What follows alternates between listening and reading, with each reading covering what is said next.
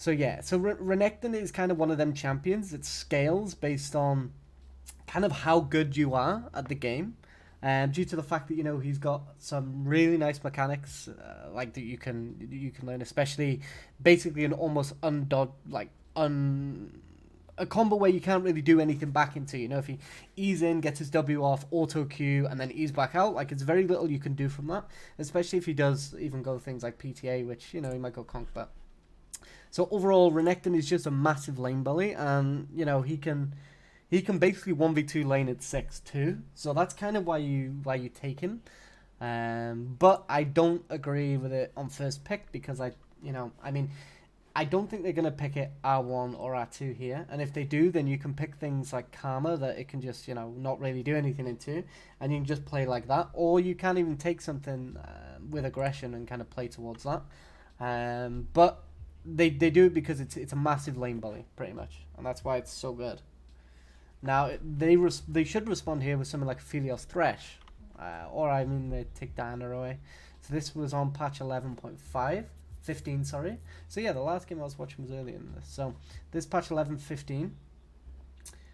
So they took the Aphelios, which is good because Aphelios is a champion where in competitive, if you play him properly, he's gonna completely ruin the laning phase. Like he's just gonna hard win it, and then he's also insanely good late game as like a massive hyper carry, especially in big team fights. So that's why you take him. But the problem is now what they could do is because they've opted to take the Diana first instead of giving the Diana and potentially looking to take something else, maybe the Viego here. They've now given Thresh over. So if they take Thresh here, then that's very, very bad. So Ashe is good, and Ashe is okay into Aphelios because they have equal range. So until he's in Calibrum, the sniper, he will have higher range by 50 at that point. But Ashe can just play around that and just play with the W's to get CS. So this is actually a really good matchup for Ashe. If he does get to late game, then he's gonna do more than Ashe, but Ashe is still really good. Big opportunity there. No, they need to take the Thresh away. They need to take the Thresh away. Because if not, then they're just going to take Thresh R3 and they take LeBlanc. I feel like giving Thresh here is really bad. Like, really bad. They take... Nah, don't say. Because now they're just going to ban Thresh here. And what are they going to put with Aphelios? Lulu? Braum? Like, maybe, but... Okay. They prioritize taking Aurelia there. I guess because they've already revealed mid, but you just guarantee that really good bot 2v2. Like, obviously, if they take Thresh, they are going to pick it here, but you're going to have to take something there anyway, and they're probably going to ban it. If they don't ban Thresh here, that's going to be a surprise. So the Trundle ban. Okay, they are still looking for a jungler, so that's a good ban. What are they going to ban? Nah, okay. I guess they're just banning things away so that this Renekton has a really easy time top lane. So this goes to show what the teams prioritize more, right? Because they've taken a utility AD and they've picked both of their solo lanes on, really strong picks. So this team look like they want to win through jungle support synergy, which, is very, very strong. And Tarzan is an incredibly talented jungler. So I actually think this is okay, and I like what they're going for with their draft. Depends what they do here. Whereas here you can see that they're just focused on getting OP champs. They're just going for those kind of tier 1 champs right now. So they just need to take Thresh. So they banned Rel. So the only reason why they don't take Thresh here is they must have information that they're looking to try and pick something to counter Thresh. That's the only thing. So they take Kennen here, which... Again, Renekton's already locked in, and Kennen can actually deal with Renekton due to the fact that if Renekton ever tries to get on top of him, he can just stun him and run.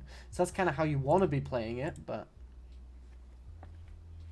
So what they're going to do here. So here they need to get... so they're going to be blinding support, so they need to just get a really good support 2v2. Now, I'd actually even like to see something like Zyra there, to be honest. Just because the Diana and the Kennen and the Aurelia all want to be running into this team. So if they take something like Zyra here, she can just drop her ultimate and run. So I actually think that would be really good here. Instead they took Set. So it's going to be a Set support with the Ashe, which is okay, but I think that Set is very vulnerable in the bot lane. 2v2. Although the Ashe does allow Set to very easily get on top of them with her auto attacks, where she'll slow them and then obviously allow them to run them down. Viego this late into the draft, how it got through this far, I don't know. Like, how this got through. So this must be in that period of time where people weren't too sure how busted Viego is, and they weren't picking him yet. But I'm pretty sure the last VOD I was looking at was 11.14. So it's really confusing that they decided to do this. And then what did they R5 here? So they R5 Braum, which, you know, that does mean that he can block the Ashe Arrow. You know, Set's still going to do a lot to him, but it means that, you know, Aphelios with his range, if Braum lands a Q as Set runs up, then, you know, the Aphelios can just instantly get the stacks on him, and then it's actually really good for them. So I think I much prefer this comp, purely because even though they're a lot, like, both teams are kind of squishy, right? And they've got this Renekton, but they've got a good matchup in top lane. They've got it depends how the Viego plays it. If he wants to be very aggressive early, then he could potentially just invade Diana, but I don't think he's going to. I think he's just going to prioritize hard farming, then just play around the spot. He's probably just going to start blue buff and path into bot lane anyway. And then this Diana is... So this is the problem with Diana here, right? Because this is the only kind of issue. Because right now, top zone in matchup, she does want to path towards bot as well. But their bot lane win the 3v3 early.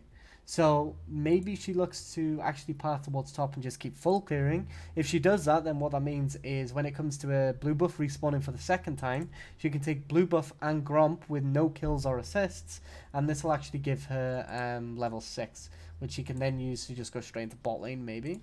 So that's how they should be looking to play this. This team needs to play for scaling around obviously Aphelios. And just shutting down the Renekton. They have to be careful of this mid-game spike, but I feel like if this game goes 25 to 30 minutes, FPX just win every time. Like, the game is way too volatile. So let's have a look what they do. Let's see if they do anything at level 1. So, level 1, this is fine. Oh wait, FPX was 13-3 at this point. Damn, how's a team with Tarzan 10-6? What happened here?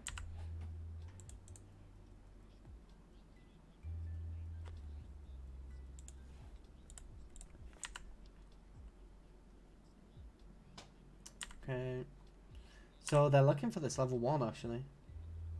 They put ward down here to see if they'll walk up and okay, this is okay. Never mind. So if he does space too far back, like, why is he walking away there? Like, they've just committed to that. Just fully commit. He's on sniper. He's got higher attack range. Like, this is really bad. Now, we saw this with the last game as well. The bot lane are just definitely the weak part to FPX. Okay, so... so what game is this? It's... I don't know. We'll see later. 17 unique champions played. Jeez, that's pretty cool. So right here, I mean, already they're getting aggress bot, which just shouldn't really be happening right now.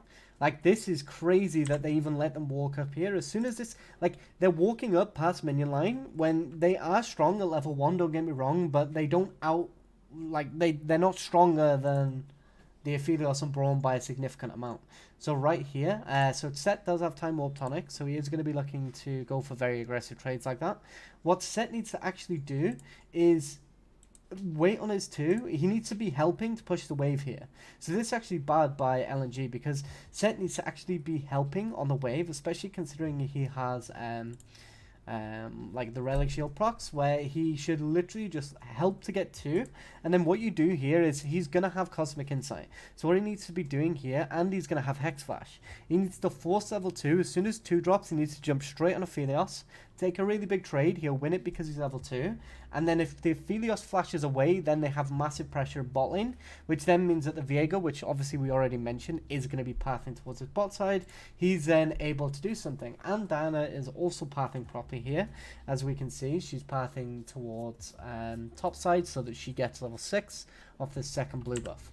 So far, junglers are playing well. In terms of bot lane, very, very shaky. Very shaky. Oh wait, no, Viego started bot side. I'm sorry. He started bot side for some reason. He did start bot, so he solo leashed bot. Okay, I mean solo started bot. I don't like that. Because, yeah, I don't like it. Because he's going to 5 camp now. But then he's 5 camping into top, which he does have a Renekton that can get him fed. But I don't think this Renekton's ever going to be able to get on top of the cannon, especially when he's got his E. So I think that's actually really bad. Like, it's kind of in that he's doing that, to be honest. But in this bot lane matchup, as we've already seen this. So yeah, so now they're about to hit level 2. So let's see what they actually look for on this. So they've just backed away entirely. So they've just lost their opportunity because Set was too busy pissing about in the bush instead of actually doing something like inside the wave. So this is really bad.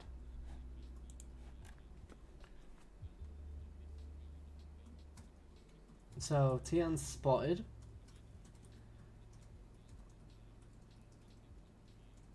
Because see, look, right now the Viego's trying to match Diana, which he's not going to clear faster than Diana. So now his walls, the XP is going. It's getting ruined.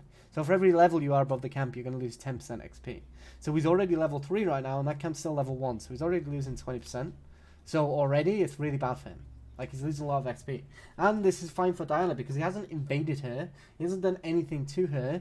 He isn't even on top right now. So I don't know what Tarzan's doing, actually, but he should be top right here to either cover this dive or to walk with this Renekton when this wave crashes, try and kill Diana on the Krugs, which is the only logical place she'd be. So he does get double crab because Diana's just sat in this brush. I don't know what she's doing. Right, this is terrible because instead of sitting here, she's waiting on the on Tarzan to come where she shouldn't. She should have got this Krug camp, reset, gone into bot and got this crab. Or at least try for it. I mean, actually, she doesn't have priority anywhere, so she can't even do that. So she's kind of being griefed this game a little bit. Oh, does he live this dive? Okay. Okay, this is huge. Okay, this is... Oh my god, Doinby. Doinby, what a beast. This guy's insane, man. Like, this guy's popping off. Glacier chilling. Thanks for the follow, my dude. Appreciate that, man. Okay, so... what are they looking to do now? So right now, if I'm FPX, I'm like, oh no, like I really don't like the Mercs here. Like the Mercs rush here, I think is really bad. He could be looking to rotate though, and he could just be looking to get around the map, but I just really don't like Mercs there. When you can just go Vampiric and you have unlimited sustain, basically, I don't get it. It's just a bit grief. It's just not good. Let me turn the sound off. This was huge though by Doinby. Oh, we get his pro view. Nice. So this was an amazing E-flash. Managed to get the set. His camera is terrible, but... overall, I mean, it's pretty solid. The fact he managed to live there is so huge. Because they just invested so much there. And not only that, but they also allowed the Aphelios to push a wave in bot. What that means as well is Aphelios got to push in a wave bot while Set was roamed. So he managed to get a recall timer off. Which is huge. Because now he has tier 2 boots, which means that, you know, if Ashe goes tier 2 boots, she's not going to be able to have that massive kind of agency over him in laning phase. And Doinby's going to actually solo kill. Well, I mean, Braum came actually, so. So, okay, this is huge. So this was a really good rotation from Braum. Now, the reason why this was such a good rotation from Braum is because, as we previously established, this Aphelios was on a recall timer. So as he was coming back to lane, also on top of that, this wave in bot lane is actually pulling into Aphelios' tower. So he can farm very, very safely in bot lane with this wave. Now the thing is, Braum gets a timer to roam now, and he actually comes in mid and manages to help Doinby get his kill, which was very big. Because now also Doinby is going to push this wave in. The Icon's going to lose this entire wave, including a cannon. Which, you know, okay, Doinby's just going for the dive. Okay, Aurelia's broken or what? Okay. So, the LeBlanc is completely screwed right now. Because, oh my good lord, what am I witnessing? She rushed Oblivion Orb. Why? That's crazy. That's crazy. That's so poor from mid lane's perspective. That's now meant that this Aurelia's buy is completely fine because now she's itemizing purely into damage. And we've got gold wasted on an Oblivion ult. Now the reason why this is so bad is because LeBlanc doesn't scale based on grievous wounds. Like, it's crazy. Nobody scales off grievous wounds. LeBlanc scales off magic penetration, which when you've got your Sork shoes, which should already be quite a priority, especially in this game where she does have a lot of pressure in bot lane and she also has the opportunity to maybe 3-man top too. Like, them boots would allow for way better runs because she's not going to win this lane into Aurelia now. Aurelia is just going to keep like killing her 1v1 over and over. So LeBlanc needs to roam and try and get something elsewhere now. So the Sork boots, really good buy. Or alternatively, she could just go and, you know, start rushing into her Ludens and she'll get the pen off her boots, Ludens, and then you can go Void Staff as soon as you get that Void Staff because Void will also give 5 magic pen due to the Ludens. You end up with in this position where you have 35 to 40 magic pen very early into the game. Now on top of that, you also, sorry, I think it's roughly 32 magic pen. Now the reason that's important as well is because the Void Staff actually applies first, so the percentage reduction will apply first before the flat reduction of the penetration. So it means when she has that Void Staff, she's literally going to be doing true damage to anybody that isn't a tank, and even tanks, they're going to have almost base MR, like, which is massive. It's going to allow her to have this huge mid-game spike on 2, maybe 3 items where she can do a massive amount. And if they don't build magic resist at that point because she's snowballed to those 3 items, then that's really good. In this position now, there's no way she's ever going to snowball. And it's partly because of really grief dive that they did, which was kind of the sets kind of doing. So this game is topside versus topside because even though this Ashe is playing it well, the set is completely griefing this game away. Okay, so they don't want to jump to that. I mean, Diana is completely fine right now. They don't even need to go for this dragon. Because what they can do is their solo lanes are winning right now. They can actually give the first dragon and get advantages around the map. The jungler can go and farm the camps, especially Diana. She can do that very easily, which Diana is even farm on a Viego right now. Even gold, almost. I mean, 200 gold down isn't a massive amount. But we do have a huge problem in this Diana's build, and the fact that she's just rushed a blasting wand, which Diana again wants to get magic pen. So Sorg shoots first on Diana are very good. Now the only reason I can see that he's maybe done this is maybe he has magical footwear in his runes, but then he doesn't have domination second either, so he's not going to heal as much. So I don't know. And if he does have inspiration second, why doesn't he have Futures Market? That doesn't really make much sense to me. So this, you can see, this is a kind of Renekton kind of situation. But as you can see, Renekton doesn't this Kennen really misplays this. He's griefing it very, very hard. Because right now, this wave is actually going to come back into him since there's not as much damage. So what Kennen should be doing is he should just be playing back here and then just looking to kill things off with his Q at a last hit. And then that's going to let the Renekton push in, but then he's going to be safe. Instead, he's walked here, which is terrible because his minion line right now is here. So already he's disrespecting the Renekton by going past his minion line, but he's also tethered terribly because the Renekton was here and he was here. So now Renekton could come straight down and he's got to use his E just to get past this kind of breakpoint, which is never going to happen because Renekton just needs to get in range for an auto attack and then his W goes off. So this Kennen is completely griefing. Naguri's griefed this very hard. Does he win? Maybe he still wins though. Okay, no. So Naguri griefed that hard, but it doesn't matter because here comes the squad. The entire crew's here, like. Okay, I mean, not bad though, not bad. So this is terrible. What the hell happened here? So we've got Tarzan and LeBlanc at the back. Now they're already pincered, right? Like, and the Kennen's too low to fight. So right here, this Kennen's going to recall, and then he's going to have to use his TP to get here. So it's kind of risky that they're even going for this. But I think with his Kennen TP now, Kennen doesn't have ultimate either here. So there's still a potential for LNG to just completely take this game. Like, take this fight, yeah. Like, the TP was completely wasted because he has no ultimate, so he's not really going to have much impact. Now, this is all snowballed from the fact that Naguri had to use his flash to get away from a Renekton purely because he just positioned terribly. So all of that came from that. So it was one bad mistake, and to be honest, really good punish by LNG.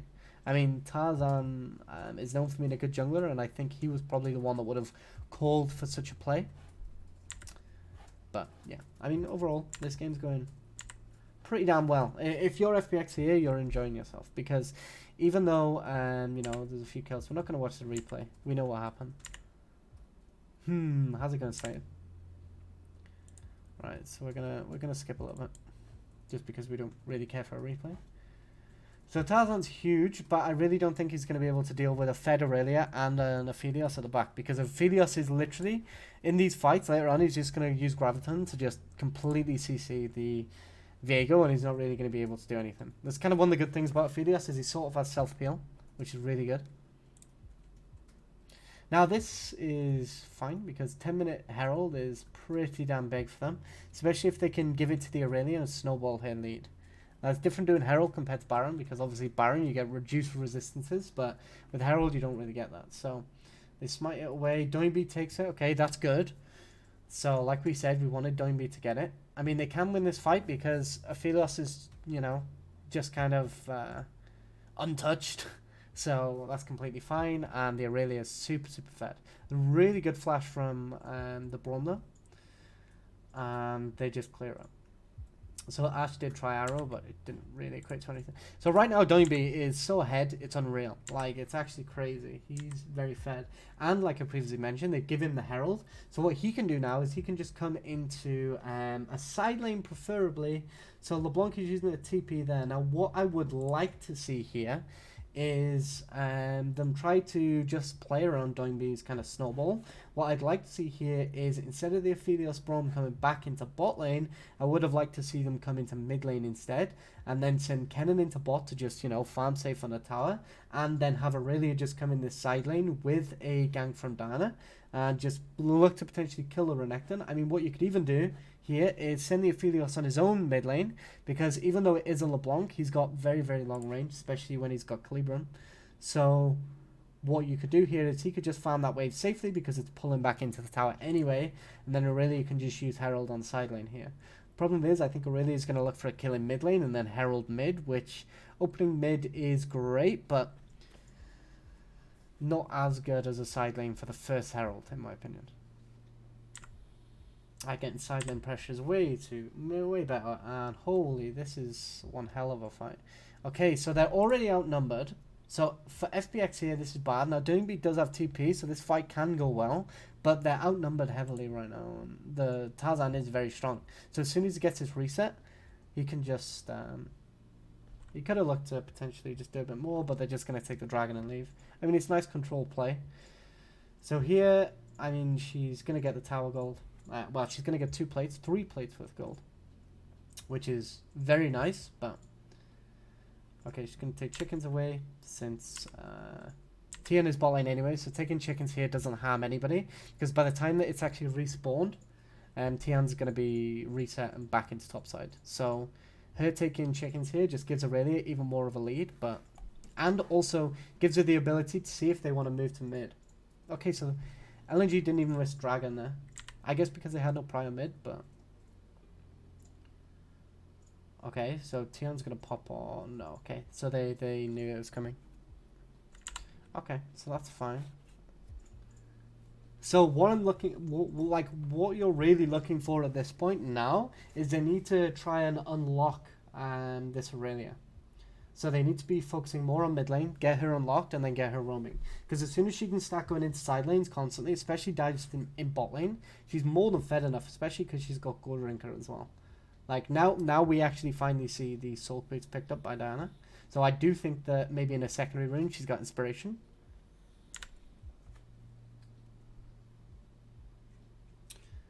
So they did manage to get the dragon. Now, again, like I said earlier, this is completely fine that LNG get this dragon because FPX are looking for a long game anyway. So even if they give them the second dragon as well and look to punish it and get a gold lead elsewhere, then that's still really good because right now it's a... What's the second dragon spawn? It's actually an Infernal, which means they've actually got a very, very good soul. So they're either going to get 4 oceans or 4 mountains. I don't think, with the way this game is going, the Aurelia is ever going to be letting up to allow them to get to that soul point. So if they just keep pressure on top side of the map right now, especially if they look to walk into the jungle here and punish, which would be really good considering this blue is coming up. So top is dead. This Diana, I don't like that she's playing this defensive though, because we've got Aurelia mid is huge, and the Braum was in mid lane as well. So right now they should be looking to send the Diana with the Braum and the Aurelia just into this top side, so Braum can get vision in here, and then it just plays like that. Because if they manage to light, one of the things with League is when you're warding, it's not just a case of kind of lighting up an area so you see that area. It also works double ways. So if you light up the entirety of the top side of the map, you know that they're in the bottom side of the map without any vision, because if they don't show on them wards and their effective wards in the top side, then you just end up in a position where you can see them permanently in bot, and that's really, really good for you. Like really, really good for you. So that could have been a really, really good situation for them.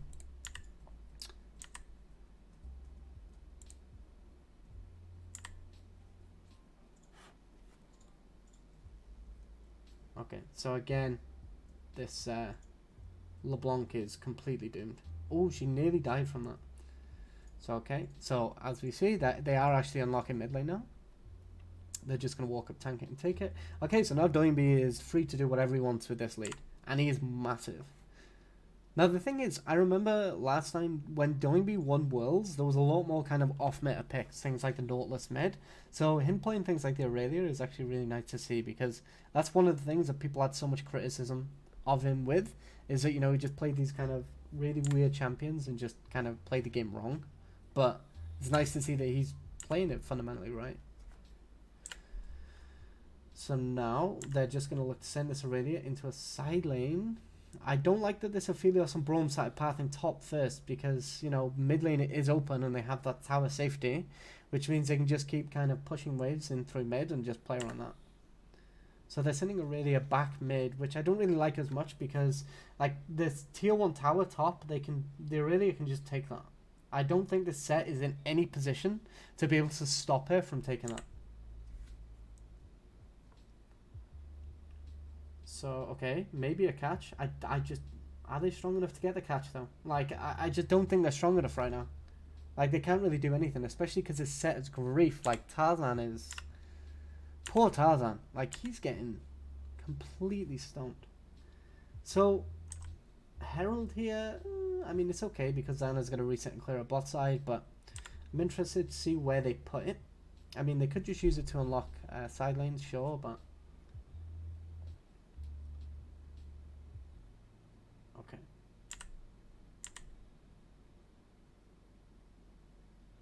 So Aurelia is just 1v2ing top, like I previously said. So see, the Aphelios and Braum did rotate into mid eventually. I don't know why they pathed so badly. Like, I feel like this FPX bot lane are very much being told what to do. Like, consistently. I feel like they're not thinking for themselves. Because there's a lot of plays they're trying to make, or trying to, like, they're trying to do rotations that you just shouldn't happen. Because now they get this tier 2.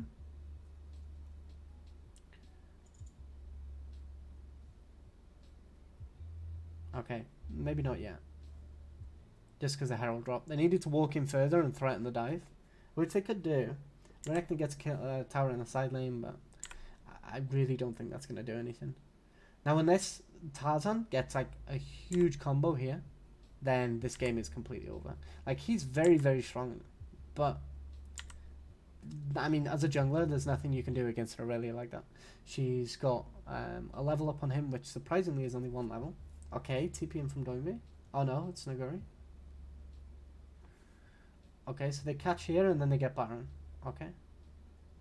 This was actually a really smart ward. Because it's not really somebody you catch unless you sweep. Okay, the sidestep, the movement. Okay, flash. He dies, but... Okay. I mean, he gave it a good shot, to be honest. He just shouldn't be up this far. We've got a play going on top side, and why is he even hitting this wave? So he walks up and hits the wave, I'm pretty certain. So he's hitting it to try and force his wave in, when it's like, why is he trying to force his wave in right now when we have 4 people top lane? Like, it makes no sense.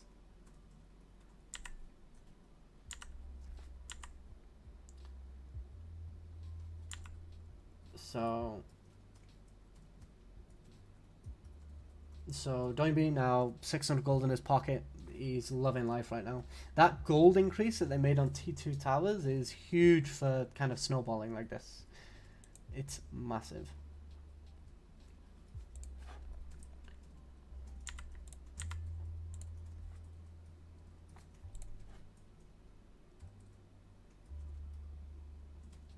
So the thing is, this Renekton has really done nothing. Like, this Renekton pick, B1, was so grief.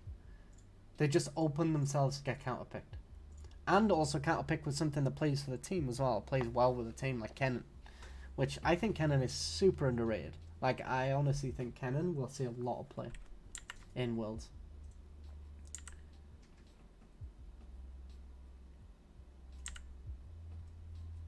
So, okay. Now, they just need to close this game out, right? Like, the Viego is the only real problem, but he can never get up to them. Like, how's he going to get close to them whatsoever when there's a Braum? Like, and this is the thing with their comp. They're very engage heavy. I mean, they've got Renekton, Viego, even LeBlanc to some degree, and Set, but they can't get close to anybody because Braum exists. And Braum will just ult. So this pick just completely counters their entire comp. It just makes the draft difference huge. Like, even if the Aurelia wasn't this fed, it's going to be very difficult for LNG to actually do anything in the late game. And this was very bad. Like, the fact that they're trying to flip this is horrendous. So they're trying to flip it because they've got lead, right? Now, this is the wrong thing to do, because if you have such a big lead, you should be looking to press that lead on the map. Like, going for a Baron when it's 50-50, smites have changed. Like, it's just allowing for a potential steal. And, you know, it's... Like, they don't really have prior mid. The top lane hasn't pushed in yet. Like, Kennen was sat there waiting for something to happen, but... So, Renekton teleported in. They're just going to back away from this. They got Renekton's teleport, actually. So, even though it was kind of a bad call if they wanted to commit to it, they did actually get Renekton's TP, so now they can actually leave it and just play around the fact that Renekton doesn't have DP. So now they should just be looking to leave, get prio again, reset, go and push bot out. So they do have TP on Aurelia still. Aurelia should be looking to go and push bot right now. And then, what is this? This is horrendous. That was one of the worst teleports I've ever seen in comp. Like, that was, like TP's on purpose, right? Like, why is he TPing to defend a tier 1 mid? It makes no sense. It's crazy.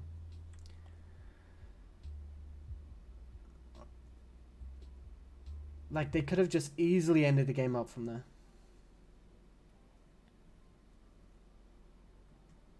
Like, tier 1 is not worth GP.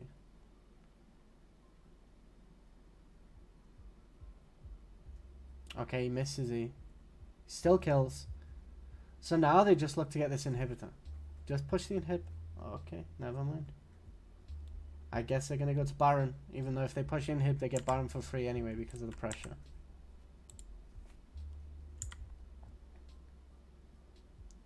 So, I want to see all clean resets. Okay, Tian, why are you so late? Like, just into TP as soon as that's gone. Like, that extra second or two might not mean much, but in some games it will.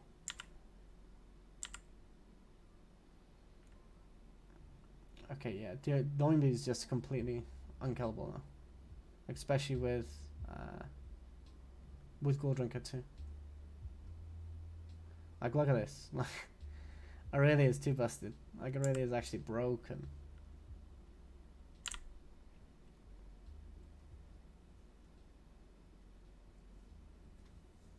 Okay, Renekton gets insta-killed. Which is kind of nice for them. Okay, now they're straight diving. I mean, they're so fed. Like, why not? Nice ult from Diana.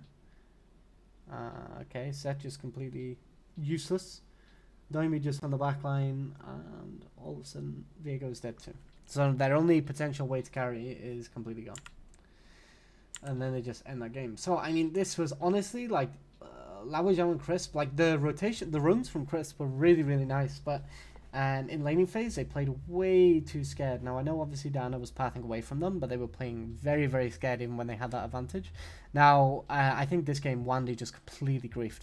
Like, the draft was pretty shit in the fact that Renekton can't really do anything here anyway, and they left Braum open, so even if they want to go for something like this, Braum has to be deleted. Then the only real big anti-dive champs you've got is you maybe take something like Kindred in the jungle or Zyra support, but overall, like, this draft was way better, even though they did play it wrong at times. Tian wasted so much time early, which is kind of risky, but overall, fine. Like, this was a good game. This was a good game.